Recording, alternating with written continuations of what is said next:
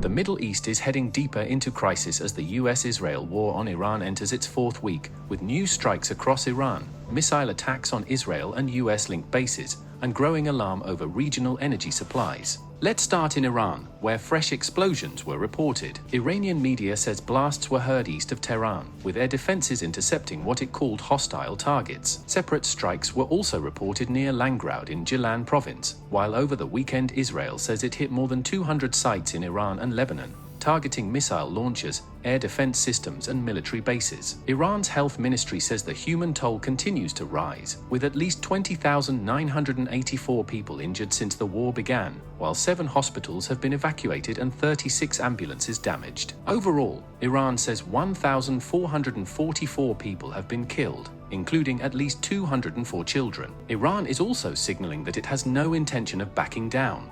Its armed forces announced a 70th wave of attacks, launching missiles and drones toward Israel and US bases in the Gulf. Iranian officials say the country is fighting back while millions of Iranians mark Nowruz and Eid al-Fitr under bombardment, with large gatherings at religious sites and some turning into anti-Western protests. That retaliation is now being felt across the region. In Israel, the military says another wave of Iranian missiles is heading toward the country. Missiles hit the southern city of Dimona again, for the 5th time in 24 hours, injuring at least 39 people. Several impact sites were reported, including a collapsed 3-story building. Iranian media says the strike was in response to Israel's attack on the Natanz nuclear enrichment facility. Israeli media also says missiles hit the south and central parts of the country, injuring more than 30 people in Dimona and 8 others in Ma'alot Tarshiha.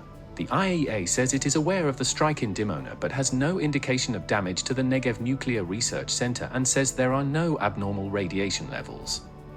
The regional battlefield is widening in the Gulf as well. Iran's state broadcaster says Iranian naval forces struck facilities at Al-Minhad base in the UAE and Ali Al-Salem airbase in Kuwait using ballistic missiles and drones. Iranian missiles also reportedly targeted US bases in Bahrain, while Reuters says a drone attack targeted a US diplomatic facility near Baghdad airport, after multiple explosions were heard in the Iraqi capital. Bahrain says it has now intercepted 132 missiles and 234 drones since the war began. Saudi Arabia says it first intercepted 1 drone in the eastern province, and later announced the interception of at least 6 more drones in the same region. Israel's military chief, al-Zami, has raised the stakes even further by claiming that Iran also launched a 2-stage intercontinental ballistic missile at the US-UK base on Diego Garcia, with a range of 4,000 kilometers.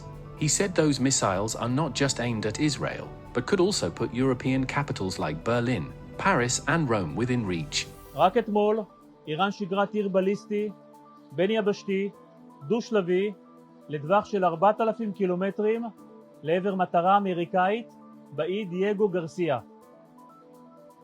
טילים אלו לא נועדו לפגוע בישראל.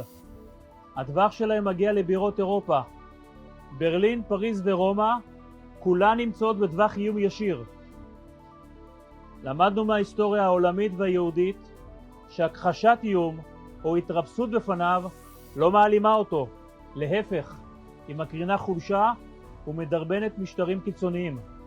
The Gulf itself remains under severe pressure. Iran has warned the UAE's Ras Al Khaimah would face crushing blows if there is further aggression from Emirati territory. Kuwait says it is actively dealing with missile and drone attacks, and 2 waves of Iranian drones struck the Mina al-Amadi refinery, one of the region's biggest. Qatar, meanwhile, has condemned an Israeli strike on military facilities in southern Syria, calling it a violation of sovereignty and international law. In Iraq, Lebanon and Syria, the war keeps expanding. Iraq says at least 61 people have been killed so far. Lebanon's health ministry says 1,024 people have been killed and 2,740 wounded, while officials say more than 1 million people have been displaced.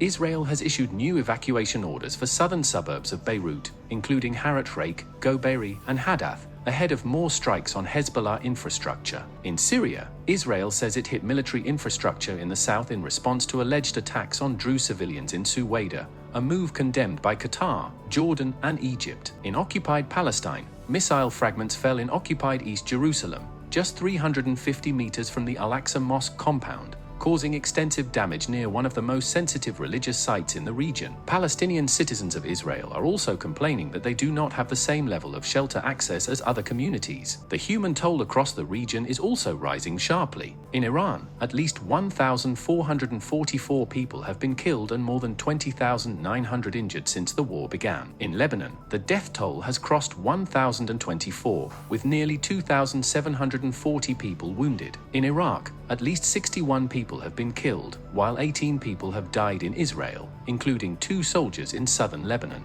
The conflict has also claimed the lives of 13 US service members.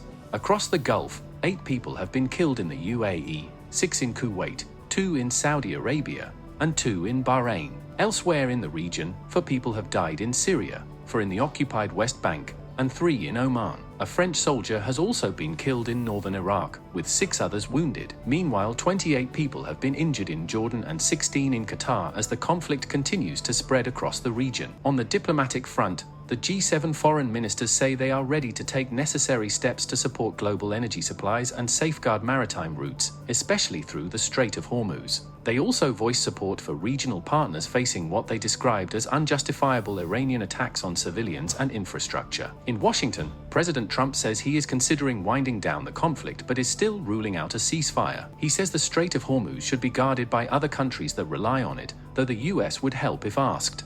Reports also say Washington is considering a move to blockade or even occupy Iran's Karg Island, a strategic oil hub. The US is also reportedly deploying another 2,200 to 2,500 Marines to the region, and Al Jazeera reports those troop movements could create the potential for US boots on the ground in Iran. Britain, meanwhile, says it has allowed the US to use UK bases for attacks on Iranian missile sites targeting ships in Hormuz, although Cyprus says British bases there will not be used for offensive operations tied to the Iran crisis. And finally, the oil and shipping picture is becoming a crisis in itself. The United States has requested permission to use British bases for that specific and limited defensive purpose. We have taken the decision to accept this request. Brent crude has surged to $112.19 a barrel, while the Strait of Hormuz remains effectively shut. The UK Maritime Trade Operations Agency says the threat level in the Gulf, the Strait of Hormuz and the Gulf of Oman remains critical, with 21 confirmed attacks on commercial vessels and offshore infrastructure since March 1st. The Panama Canal is now running at top capacity as LNG tankers seek alternative routes. The US has tried to ease the pressure by lifting sanctions on some Iranian oil already loaded on tankers, but Tehran says it has no surplus crude to sell and dismissed the move as false hope for buyers. And that's a wrap for now. For more updates, subscribe to Dawn News English.